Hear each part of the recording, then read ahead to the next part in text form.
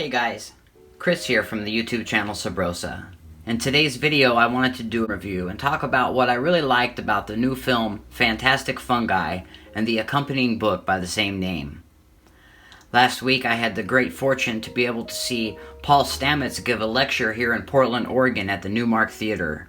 Paul Stamets is well known for his books about mushrooms and his appearance on the Joe Rogan podcast. He was also featured in Michael Pollan's new book, How to Change Your Mind, what the new science of psychedelics teaches us about consciousness, dying, addiction, depression, and transcendence. During his talk, Paul mentioned a brand new documentary film that would be released just 1 week later. The premiere for the movie was sponsored by the Oregon Psilocybin Society, and although opening evening was sold out, there were still tickets remaining for the following week. I was able to see the video yesterday. The film is currently being played at Cinema 21, which is a historic cinema recently remodeled and updated with more screens. The film version of Fantastic Fungi is from director Louie Schwartzberg, who has a really great gift when it comes to time-lapse photography. So in the film, director Louie Schwartzberg tells the story of Mycelium, and he describes a time before humans and before plants and before animals when fungi was the only life on the planet. The CGI sequences in this part of the story are especially good.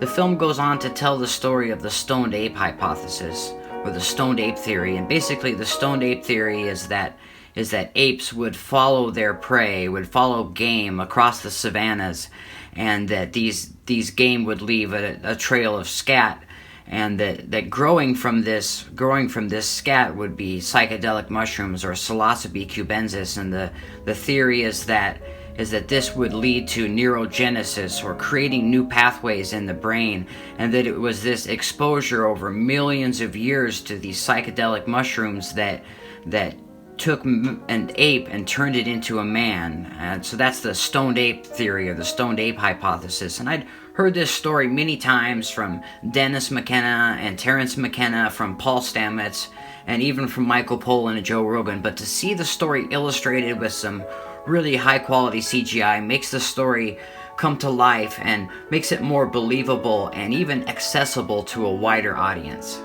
I'm guessing the documentary will be picked up by Discovery or Netflix. It's certainly a very high quality documentary.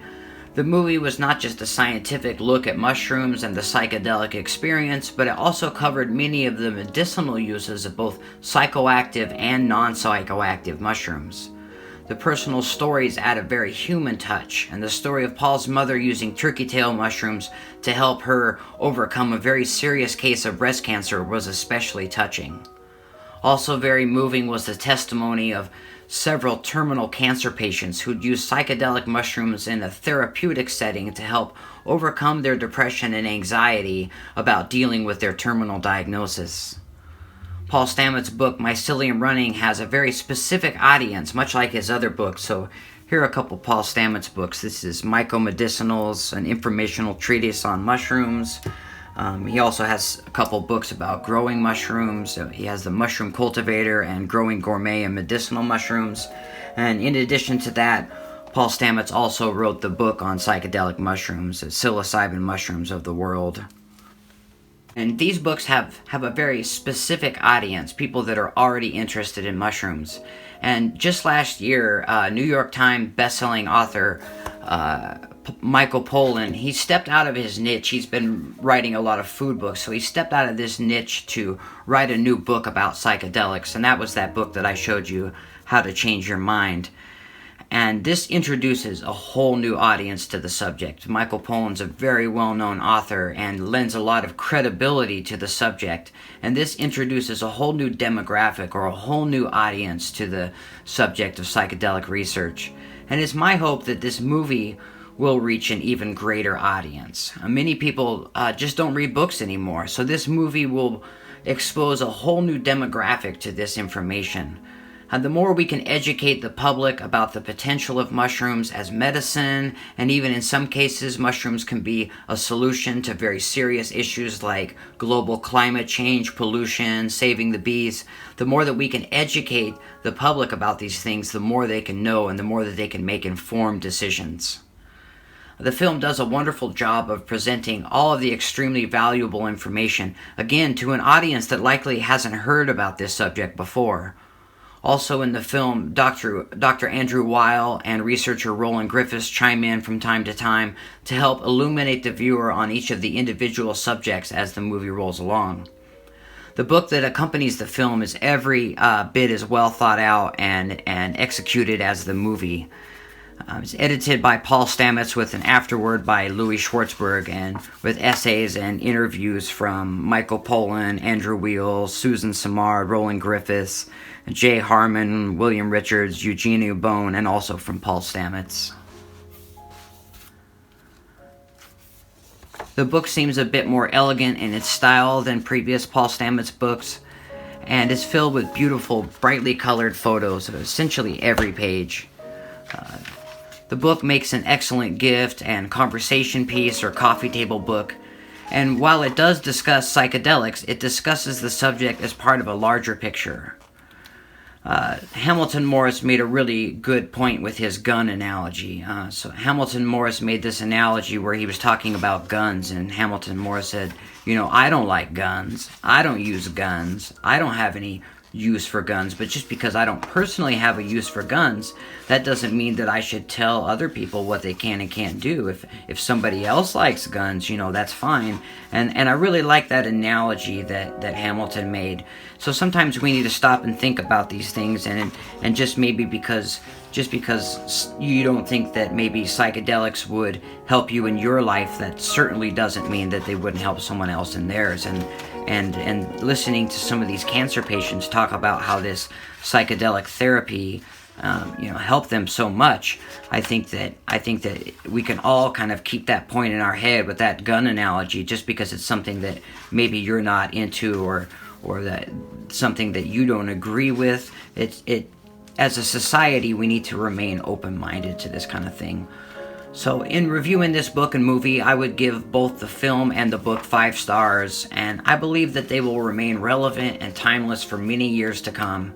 I was just talking about Hamilton Morris. He has a television show called Hamilton's Pharmacopoeia, and he also makes another great point about the way societal views have been shifting towards psychedelics, and each of these books and each of these authors have built on this resurgence or psychedelic renaissance, culminating in a movie like Fantastic Fungi. That would be high enough quality to air on OPB or Discovery or Netflix, again, adding more credibility to the science of mycelium and its amazing and useful properties. So if you get the opportunity to pick up the book, I would highly recommend that you pick up the book.